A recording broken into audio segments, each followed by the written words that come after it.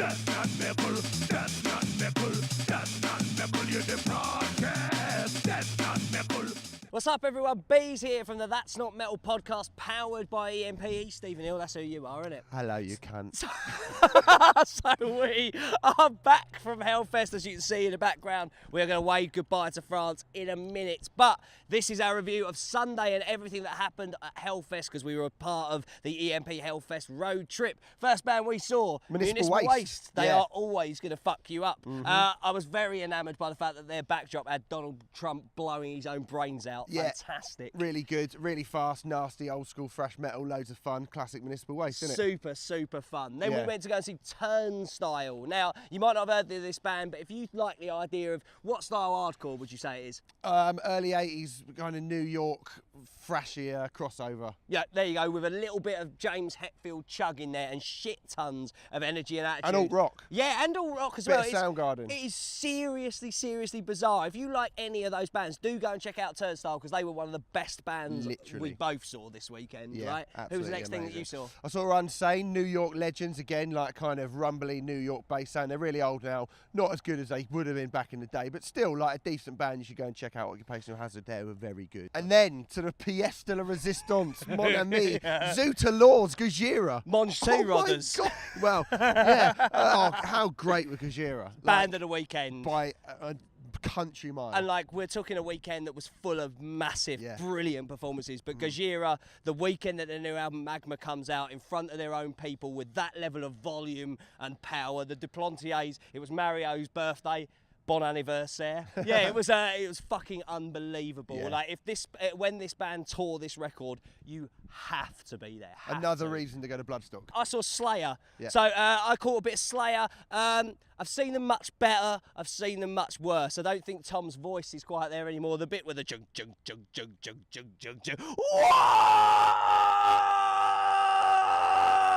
Did it better than he did. Yeah, like it's not as powerful and as violent as it was in past days. Having said that, mandatory suicide, you cannot go wrong. James Addiction. James Addiction, completely the opposite.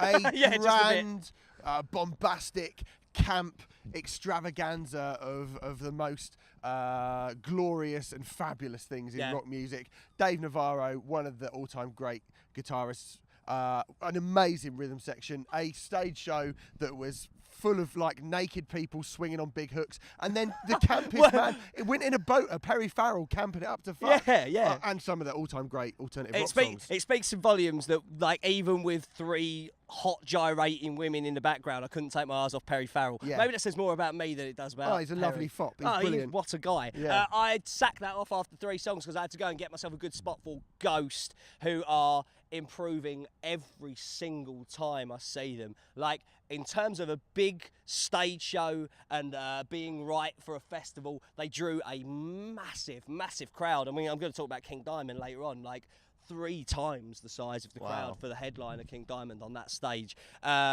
Sisters of Sin, there was a whole wall of them, a choir. Ghost just improving every single time. I think one more brilliant record out of that band and we will see big things for Well, Ghost. I went to go and celebrate quite different. Well, no, actually quite similarly. 25 years of Enslaved. Cool.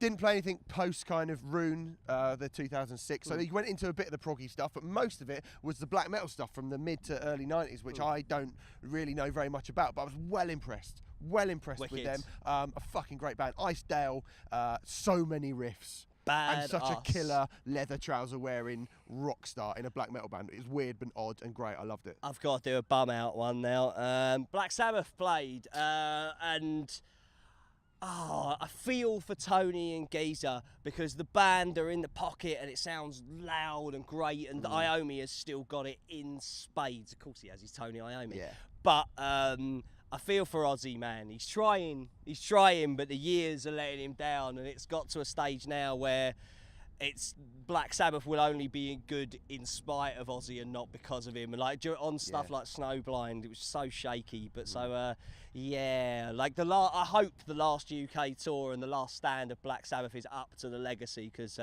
the Hellfest set wasn't. Right. Sorry. One of the best gigs I ever saw was at the Roundhouse seeing Pussifer the other week because of the spectacle. They brought none of the production that they brought, which made it a 10 out of 10 all-time amazing gig, but was still really good because because actually I've realised how much I like those songs. Something like that. The Remedy is an absolute banger, and so are most of their songs, to be fair. So it's made me want to go back and listen to Puscifer's back catalogue. They're not just a novelty act with some wrestlers and some weird remote control chickens. They're a really good band as well. But they do have wrestlers and remote control like chickens. normally they do, but they're good. Yeah, they're very good. So I caught King Diamond was headlining the main stage too. The spectacle. Brilliant. It was such a shame that there was such a reduced crowd for it because like the songs themselves and everything, like King still got it vocally as well, but the stage show is the stuff of legend. Like that guy is still here at the top of bills for reasons like this. I mean, even bringing out of grandma at the beginning in a wheelchair, shaking a stick at King Diamond while he's rocking with an upside down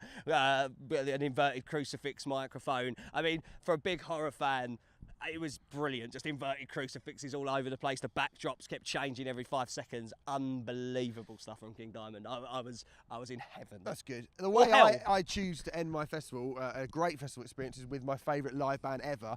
Having seen Refused, this is the 6th time I've seen Refused.